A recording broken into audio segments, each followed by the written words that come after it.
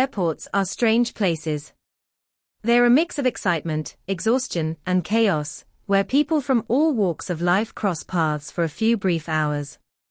Some are travelers headed home, others are leaving for business, and many are about to start long-awaited vacations.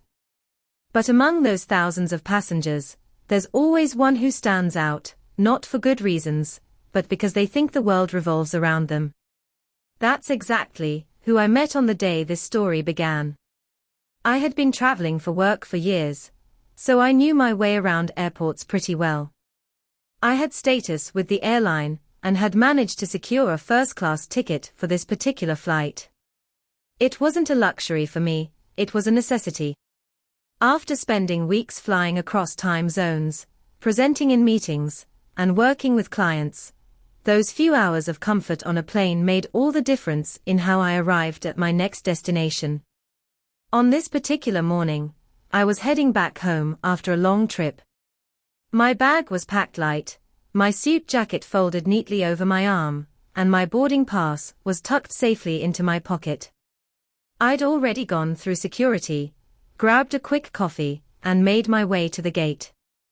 Everything seemed like it was going to be smooth and quiet. But I didn't know what storm was brewing.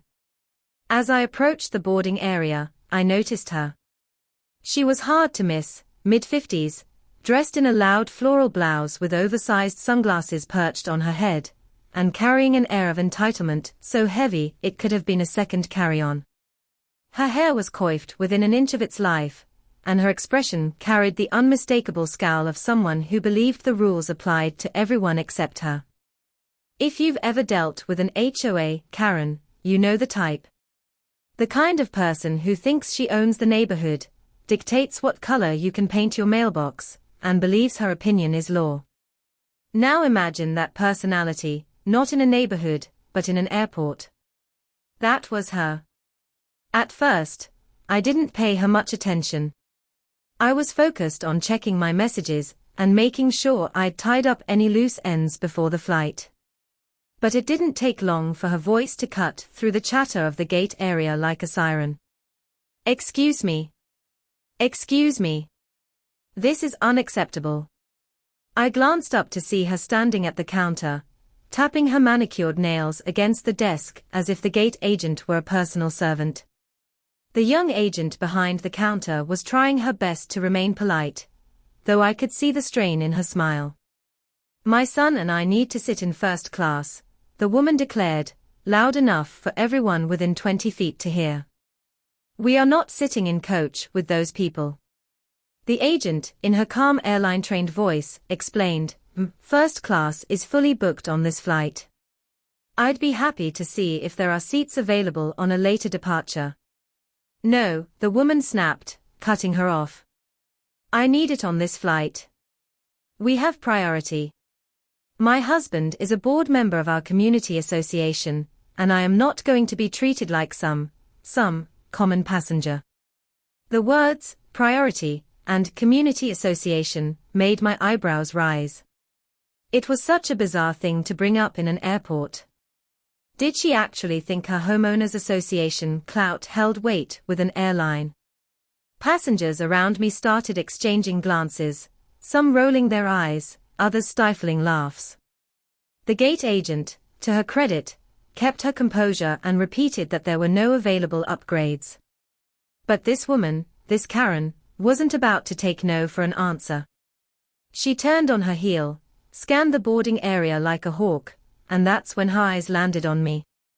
Or, more specifically, on the first class label printed clearly on the top of my boarding pass, which I had briefly taken out to check my seat number. She zeroed in like she'd just spotted prey. Striding toward me with a self-assured grin, she said, "There you are. You must be mistaken. That seat isn't meant for you. That's meant for us." At first, I thought I'd misheard. "I'm sorry, what?" I asked, blinking. She crossed her arms and gave me the kind of look that suggested she was about to lecture me. "Your seat. The one in first class. My son needs it more than you do. We'll switch, you can sit in the back." I'm sure you'll be fine. People like you always are. People like me. I felt my jaw tighten, but I stayed calm. I paid for this ticket. I'm sitting in the seat I was assigned. Her lips curled into a smirk, as if she were humoring a child who didn't know better. Do you know who I am? I run my neighborhood. I handle situations like this all the time. You'll thank me later for making this easy for you. Just hand over your ticket. By now, the passengers around us had gone quiet, their eyes glued to the scene unfolding. I could feel the tension building, the air thick with disbelief at her audacity. The gate agent noticed too and quickly stepped around the counter, trying to defuse the situation. Sir, please, let's keep things civil. Boarding will begin shortly, and everyone needs to remain in their assigned seats. But Karen wasn't listening. She leaned closer to me and, in a low voice dripping with arrogance, whispered, I'll make sure you regret this if you don't cooperate. People in positions like mine, we always get what we want. I almost laughed. A part of me wanted to tell her that airline seating wasn't governed by HOA bylaws, but I bit my tongue. Instead, I replied firmly, I'm not giving up my seat. End of discussion. Her face twisted into fury. She spun back toward the gate agent and barked, Do you know who my husband is? Do you know who I am? Get this man out of my seat immediately. The gate agent sighed, clearly used to handling entitled passengers, but probably not ones this outrageous. She radioed for a supervisor, and that's when things took an even stranger turn, one that Karen never saw coming. Because the truth was, I wasn't just a passenger with a first-class ticket. I was also the pilot scheduled to fly this plane. The murmurs in the boarding area grew louder as Karen continued her tirade. Passengers were whispering, chuckling under their breath, or pretending to scroll on their phones while secretly recording. A few even angled their cameras discreetly in our direction. Karen, of course, was oblivious. She thought she was the center of the universe. Unbelievable, she snapped at the gate agent. Do your job. Remove this man from first class immediately. My son and I will be sitting there. The gate agent, a young woman no older than her late 20s, had clearly reached the limit of her patience. She straightened her posture, fixed Karen with a professional but firm expression and said, Please take a seat. I'll handle this. But instead of arguing further, she picked up the intercom microphone. At first, I thought she was going to make the standard pre-boarding announcement. Instead, her voice carried a calm but deliberate authority that made everyone's heads turn. Ladies and gentlemen, she began, before we start boarding, I'd like to remind everyone that all first-class seating is confirmed and non-transferable. Passengers must sit in their ticketed seat assignments. And just for clarification, the gentleman in question is not just a passenger. The crowd leaned forward. Even I wasn't sure how much she planned to reveal. The agent smiled faintly, her voice carrying a tone of satisfaction, as she continued, He is also the pilot for this flight. For a split second, silence hung in the air. Then the terminal erupted. Gasps, laughter, and outright applause filled the gate area. A man too rose back, let out a booming chuckle and said, Well, guess that settles it. Unless you want to fly the plane yourself, lady. Others clapped and cheered, some even whistling. The energy shifted entirely from tense to electric. Karen, however, looked like she had swallowed a lemon whole. Her face went crimson, her jaw slack. She opened and closed her mouth like a fish out of water, but no sound came out for a good 5 seconds. Finally, she managed, that can't be true. He's lying. The gate agent didn't miss a beat. He's our captain. He's been cleared by TSA, briefed by crew, and assigned by the airline. He will be piloting this aircraft. And unless you'd like this flight to be delayed indefinitely, I suggest you return to your assigned seat. The crowd erupted again, this time with even louder laughter. Someone shouted, "Yeah, Karen, let the pilot fly the plane." Another passenger muttered just loud enough for others to hear, "Imagine trying to evict the captain from his own seat. That's next-level entitlement." Karen's son, who had been slouched awkwardly beside her the whole time, buried his face in his hoodie. He looked mortified. Clearly, even he knew his mother had taken things too far. But Karen wasn't done, not yet. She jabbed a finger at me and snapped, "I don't care who you say you are. My family deserves respect. You can sit in the cockpit, and we'll take your seat in first class.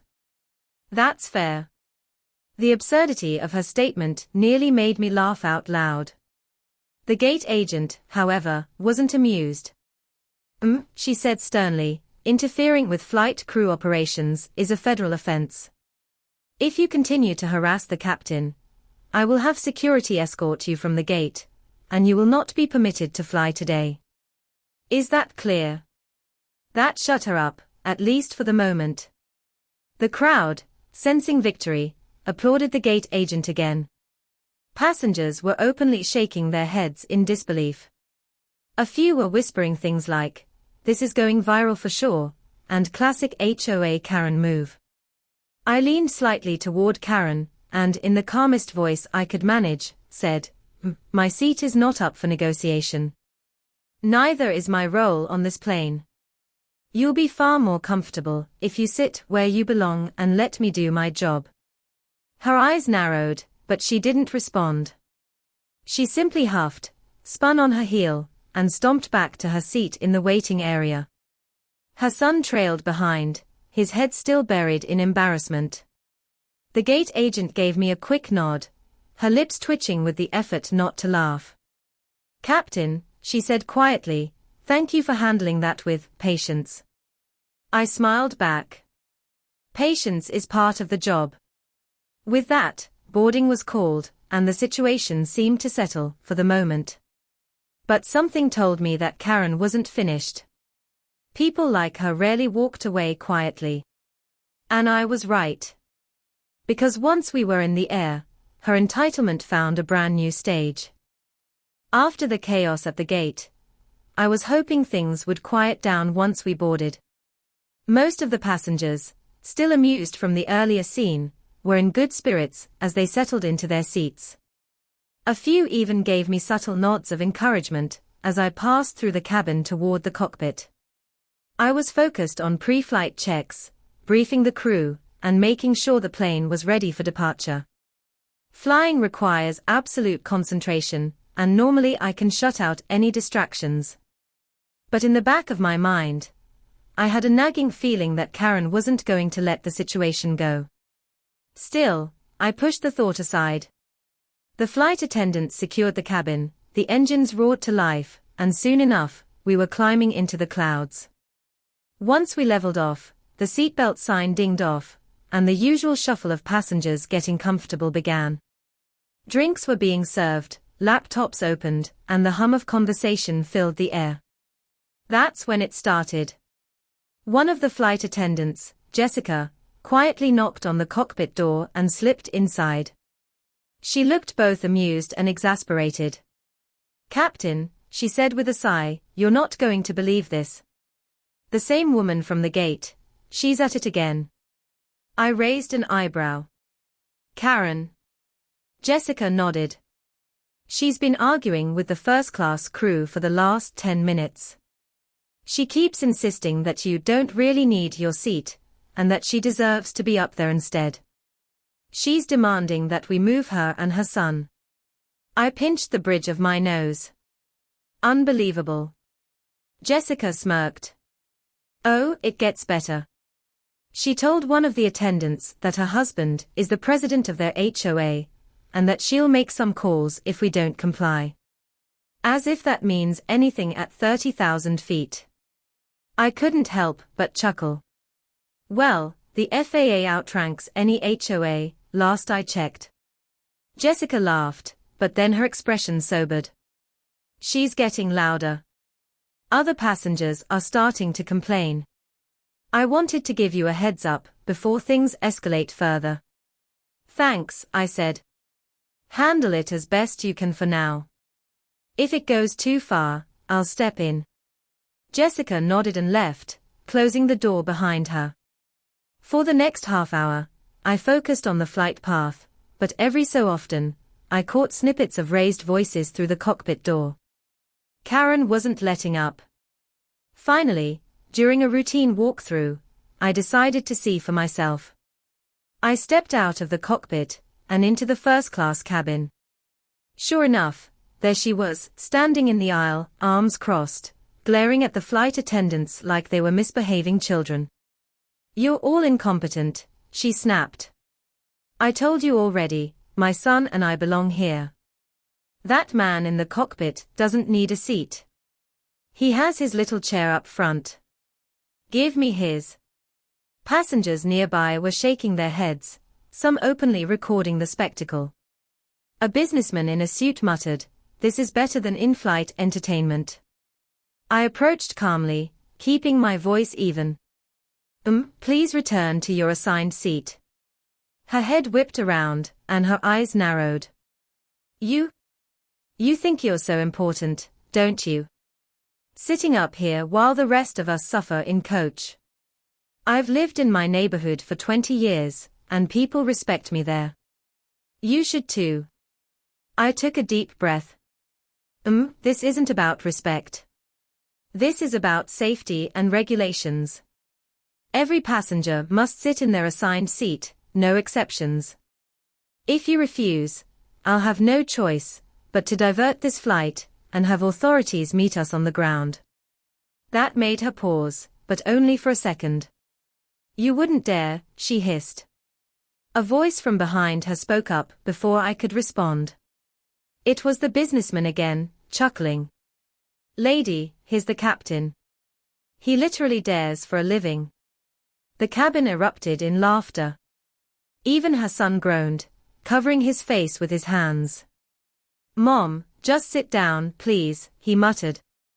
But Karen wasn't done. She jabbed a finger toward me. Mark my words, young man.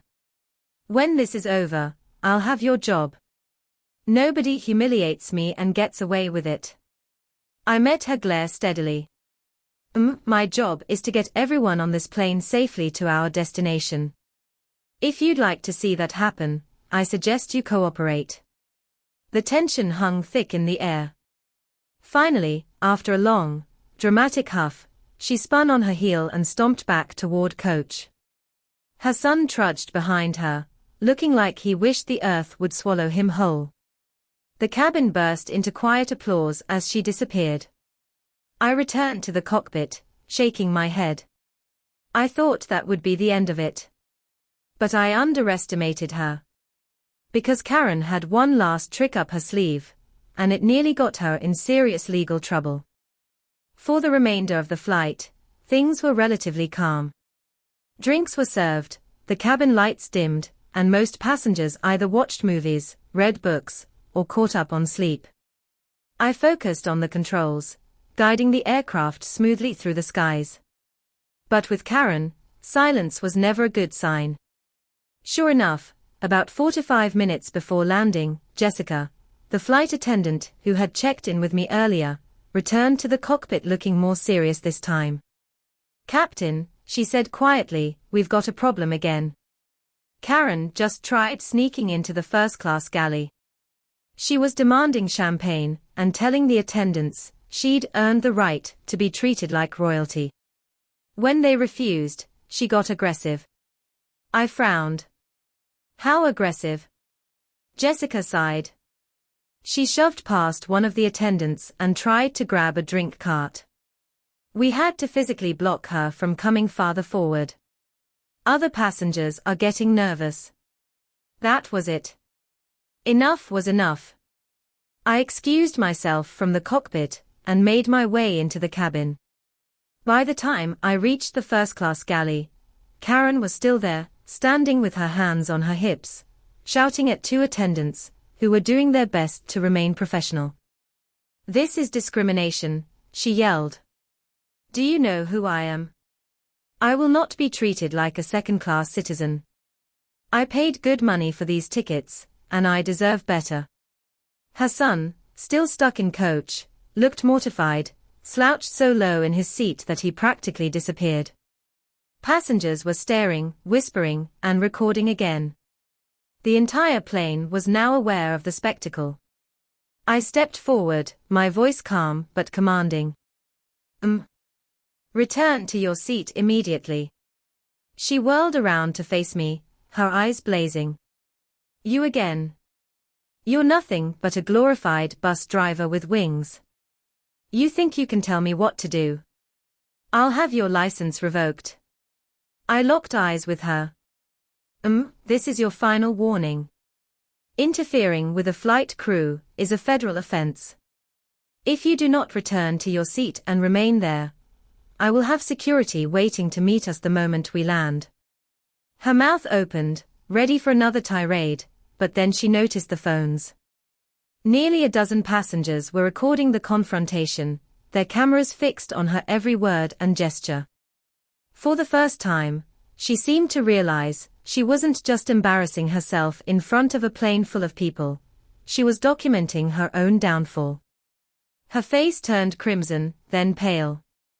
With a sharp, dramatic huff, she spun around and stormed back to her seat in coach. She didn't say another word for the remainder of the flight. The cabin slowly relaxed again. Passengers exchanged amused looks, some whispering jokes, others openly laughing once she was gone. One woman leaned over to her seatmate and said, "That's going viral tonight for sure." When we finally touched down and taxied to the gate, I was relieved the ordeal was nearly over. But as the passengers began to disembark, I noticed two uniformed security officers waiting just outside the jet bridge. Jessica came up beside me and whispered, "I called ahead. Figured it was better to be safe than sorry." Sure enough, as soon as Karen reached the front of the plane, the officers stepped forward. One of them said firmly, "We need to have a word with you." Her jaw dropped. "What? Me? I didn't do anything wrong. I was just demanding basic human decency." The officer shook his head. "You disrupted the flight crew and attempted to interfere with service operations. That's a violation of federal regulations. We need you to come with us." Her son groaned loudly and muttered, "I told you this would happen, Mom." Passengers leaving the plane glanced back, some shaking their heads, others chuckling. A few even clapped quietly as she was escorted away, still sputtering protests about her HOA, her husband, and how she would sue the entire airline. By the time she was gone, the mood among the remaining passengers was light, even celebratory. People were smiling, laughing, and sharing their own travel horror stories as they left the plane. One of the last passengers, a middle-aged man with a kind smile, paused as he exited and said to me, "Captain, thank you. You handled that better than anyone else could have." I nodded, offering a polite smile. Just part of the job. But inside, I was grateful it was over. Because flying a plane full of strangers through the skies is challenging enough. Adding a self-proclaimed HOA queen trying to dethrone the captain from his own seat. That was a whole new level of absurdity. Still, as exhausting as it was, the story had a silver lining. By the time I made it home later that evening, clips of Karen's outburst were already circulating online. The title "One Passenger" had given their video made me laugh out loud. HOA Karen tried to kick the pilot out of his first-class seat, didn't end well. I couldn't have written it better myself.